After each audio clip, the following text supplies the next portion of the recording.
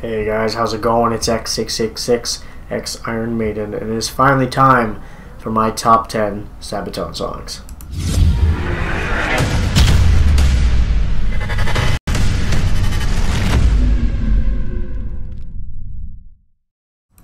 Alright, so now that Sabaton's done the daily band, it's time to me to finally give you guys my top 10 songs by them. All these songs, I did react to them. And I went over a lot of songs. It took a while to go through a lot of them again. There was some that I already knew weren't going to make the list, so I just skipped them. And then it took about, I had made a short list, which I can give you the other ones that didn't make the cut after. I had a short list on a page here. It came down to about, how many did I have here? Almost 20 songs. And then I had to shorten it down to 10. And then figure out where I would like to put them, if I could put them from a 10th to first place, which I was able to do, which I didn't think I'd be able to. I thought it would be too close. But I was able to kind of bring it down. Some of these are going to be, you know, like, very close. Like, either could have been switched in certain areas, but it was really close. After about an hour earlier tonight of messing around with my short list and then messing around, I finally was able to put it in order, to be able to put it out to you guys. And what I was going to do was go down the list and have, you know, the songs playing along with it, but there happens to be one song on the list that I wouldn't be able to play it anyway because it was one of the banned videos that I was not allowed to put out. So that one's actually in our number 10th spot, Rise of Evil. I really just enjoyed the story being told through the song. Super catchy chorus that I Will Rise. It really caught my attention, and just the length of the song and how well it progresses through the song. It does change up a little bit throughout the song. I just really enjoyed it, and it just made the list in 10th. After that, number 9, we got Ghost Division. Another really cool song. They always play it live, from what you guys said. They usually always put it as their first song on the list. Just that fast, real catchy song that they have. I think for me, like on the list, I think it's that one really fast song that really caught me for just being that cool song. Really, it's the cool, for me. It's the cool song on the list. Is how I'll explain it. Enjoyed it a lot, so that one ended up on the list. Number 8 was 40-1. Another one that the story itself had a lot to do with it, but the songwriting on this one as well was really cool. Obviously, when I'm sitting here without the music playing, it's a little bit harder to click in on you know, certain elements of the songs, because I was just listening to them all, and then all of a sudden it all goes away as soon as you're sitting here. 40-1 made 8th.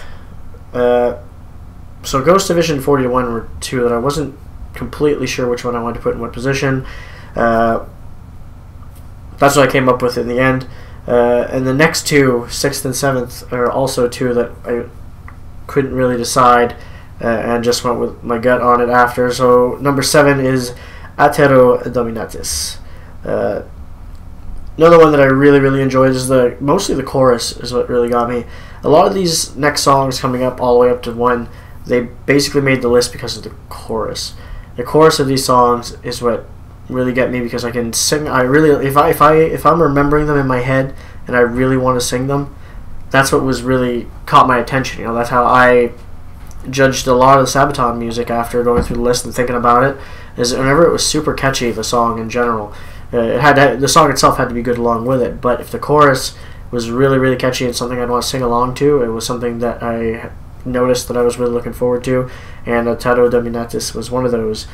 Along with number 6, Primo Victoria, was the same thing, and these two were really close, like I said, to the point where it could have been either or, but I decided that Primo Victoria was the one that I wanted to put a little bit higher up. I just seemed to like it a little bit more, and that's actually the only, I think that might actually be the oldest song on the list. From what I'm seeing here, I do believe.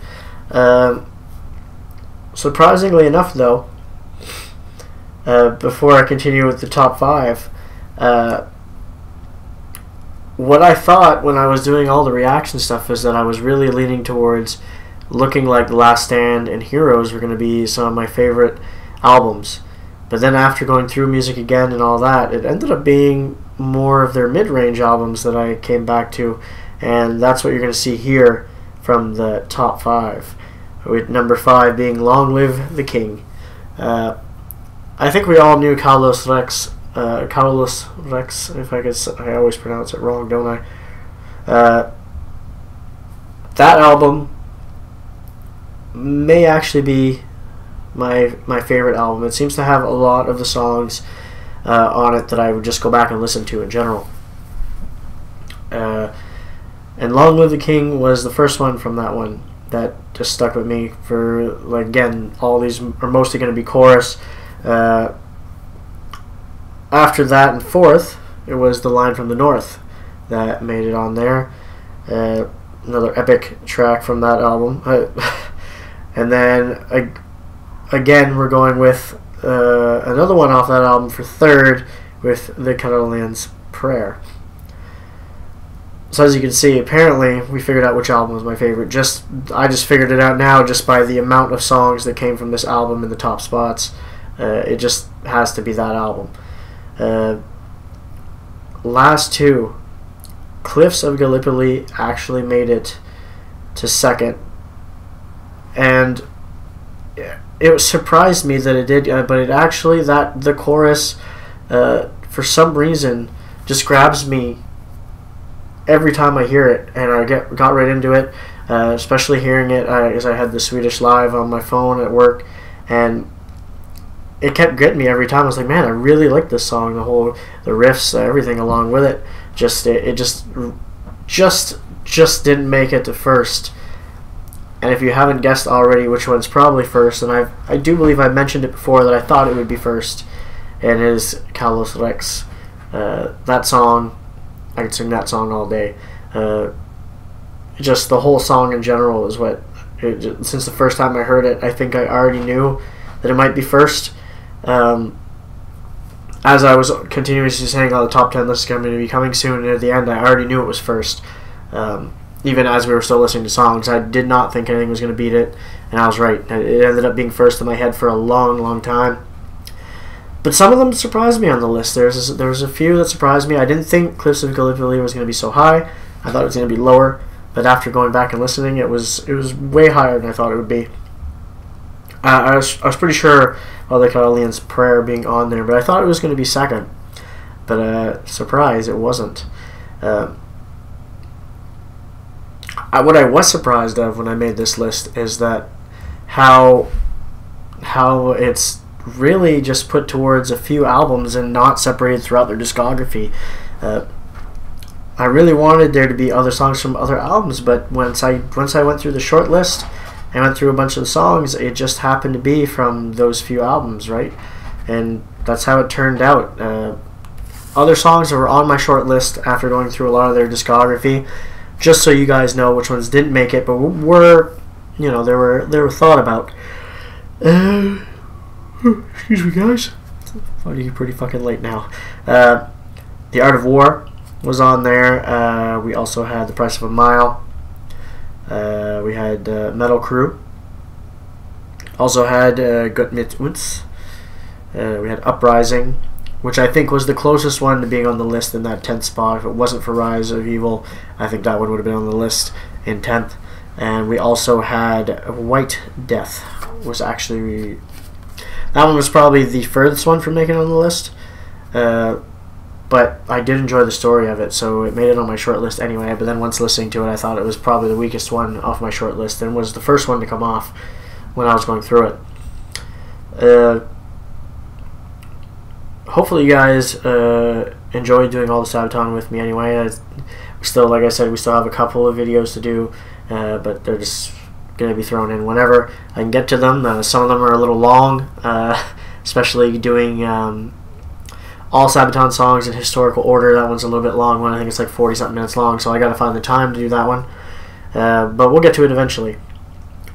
And hopefully the list is either not too much of a surprise or a big surprise to you guys. just my personal opinion on it. I probably look at it at the Sabaton Songs in a different way for some of you guys, other guys. Anyway, I want you guys to let me know what your guys' top 10 is. Let me know down in the comments. I want to see what your guys' top 10 looks like compared to mine. Some of you that are regulars on the channel, I'm probably going to see it and I'll be like, oh, yeah, I can already tell that that would fit you. But I really want to see what you guys thought about listening to Sabaton and what you guys thought your top 10 was. And really put some time into it like I did. Just take some time to think about it before you write it. Just don't write down whatever, because it's no fun if you just wrote shit down, right? You gotta. It's good to know what it actually is. It can be hard to do. I wasn't sure if I was gonna be able to do it, but I actually was. I was surprised that it actually was a little bit easier than what I thought it would be. So anyway, finally did that. Obviously, we'll be doing top 10s from now on for the daily bands.